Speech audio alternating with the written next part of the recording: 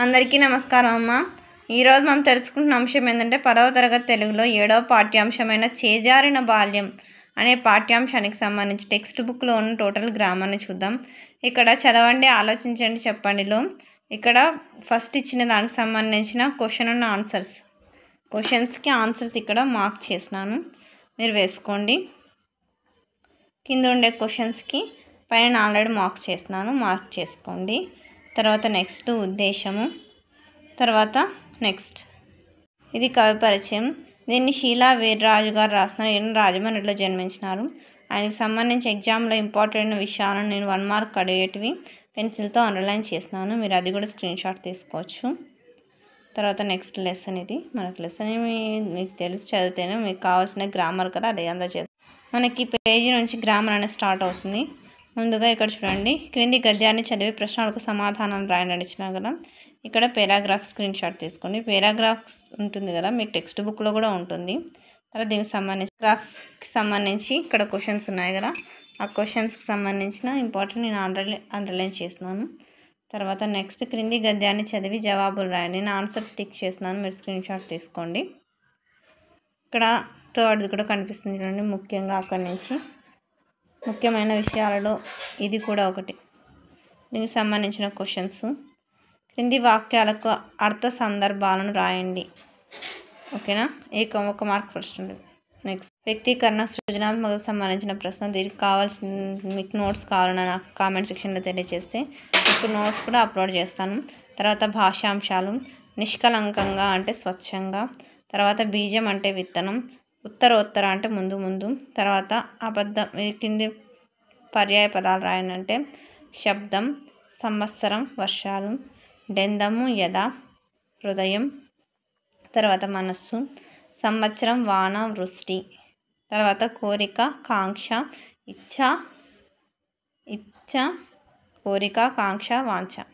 తర్వాత క్రింది ప్రకృతి వికృతులను జతపరచండి. గర్వం అంటే గర్వము, తంత్రం అంటే తంతువు, చిత్రం అంటే చిత్తరువు, ఖండం అంటే ఖండ, గండ్ర.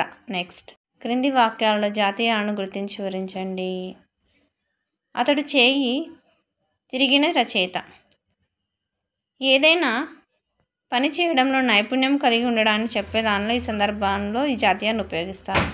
జీవితం చేజారిపోవడం, దేనినైనా కోల్పోయిన సందర్భాన్ని చెప్పడంలో ఈ జాతీయాన్ని ఉపయోగిస్తారు. చీకు చింత, కష్టాలు, ఆలోచనలు గురించి చెప్పే సందర్భంలో ఈ జాతీయాన్ని ఉపయోగిస్తారు. తర్వాత మూల బీజాలు, ఒక పనికి జరగడానికి ఆధారాన్ని, కారణాన్ని చెప్పే సందర్భంలో ఈ జాతీయాన్ని ఉపయోగిస్తారు. క్రింది పదాలను విడదీసి సంధి పేర్లను రాయండి. అప్పుడప్పుడు, అప్పుడు ప్లస్ అప్పుడు, ఆమ్లెడిత సంధి. దీపాలు, దీపము ప్లస్ లుడన సంధి. ఎప్పుడైనా, ఎప్పుడు ప్లస్ అయినా ఉత్వ సంధి. దశాబ్దం, దశ ప్లస్ అబ్దం, సవర్ణ దీర్ఘ సంధి. గర్వపడు, గర్వము ప్లస్ పడు, పడ్వాది సంధి. క్రింది పదాలను కలిపి సంధి పేర్లను రాయండి. తల్లి ప్లస్ తండ్రి, తల్లిదండ్రులు, గర్సట దవా దేశ సంధి. ఇన్ని ప్లస్ ఏండ్లు, ఇన్నేండ్లు, ఇత్వ సంధి. పుస్తకములు ప్లస్లు, పుస్తకాలు, లునన్న సంధి. చిన్న ప్లస్ అప్పుడు, చిన్నప్పుడు, అత్వ సంధి. సాహిత్య ప్లస్ అభిమానం, సాహిత్యాభిమానం, సవర్ణ దీర్ఘ సంధి.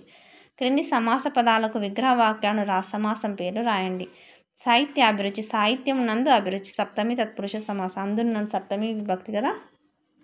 చేతి రాత, చేతి యొక్క రాత, కిన్కున్ యొక్క లోపల సృష్టి తత్పురుష సమాసం. నిష్కలంకమైన, కల్మషము లేనిది, అవ్యయీభావ సమాసం. 4 దిక్కులు, 4 సంఖ్య గల దిక్కులు, దిగు సమాసం. నెక్స్ట్ క్రింది విగ్రహ వాక్యాలను సమానార్థక పదాలుగా మార్చి సమాసం పేర్లు రాయండి. చిన్నదైన పిల్ల, చిన్న పిల్ల, విశేషణ పూర్వపద కర్మధార సమాసం. అబ్ధం కానిది, అబ్ధము తత్పురుష సమాసం. శక్తి మరియు సామర్థ్యం, శక్తి సామర్థ్యాలు, ద్వంద్వ సమాసం. మాయాకరము కానిది, అమాయకము తత్పురుష సమాసం. బాల్యము నందలి మిత్రుడు, బాల్యమిత్రుడు, సప్తమి తత్పురుష సమాసం. తర్వాత ప్రత్యక్ష పరోక్ష వాక్యాలు. ప్రత్యక్ష వాక్యం, నువ్వు ఇంకా చిన్నపిల్లవాడని అనుకుంటున్నావా. పరోక్షం, నువ్వు ఇంకా చిన్నపిల్లవాడని అనుకుంటున్నావా. కుక్క బౌబౌమని అరుస్తుంది, కోడి కొక్కరకో అని కూస్తుంది. వ్యక్తికి బహువచనం శక్తి అన్నాడు సృష్టి. నెక్స్ట్ ప్రాజెక్టు పని. పాఠ్యాంతర పద్యం. నెక్స్ట్ చిందు భాగవతం, ఇది కూడా దీనిలో సంబంధించి కూడా మీకు రావచ్చు ఎగ్జామ్కి, ఒకసారి దిగా చదువుకోండి. తర్వాత కోనసీమ జంగన్న తోట ప్రభల తీర్థం. నెక్స్ట్ అందరికీ ధన్యవాదాలమ్మా. ఇంకా మన ఛానల్ సబ్స్క్రైబ్ చేసుకుని వాళ్ళు ఎవరైనా దయచేసి సబ్స్క్రైబ్ చేసుకొని లైక్ చేసి షేర్ చేసి మీ ఫ్రెండ్స్కి రిలేటివ్స్ అందరూ సబ్స్క్రైబ్ చేసుకోమని చెప్పండి. నా ఛానల్ సబ్స్క్రైబ్ చేసుకుని ప్రత్యక్షంగా పరోక్షంగా సపోర్ట్ చేస్తున్న వాళ్ళందరికీ పేరు పేరున ప్రత్యేకమైన ధన్యవాదాలు. అందరికీ మరొకసారి హృదయపూర్వక ధన్యవాదాలు. దయచేసి వీడియోని మాత్రం స్కిప్ చేయదు. ధన్యవాదములు.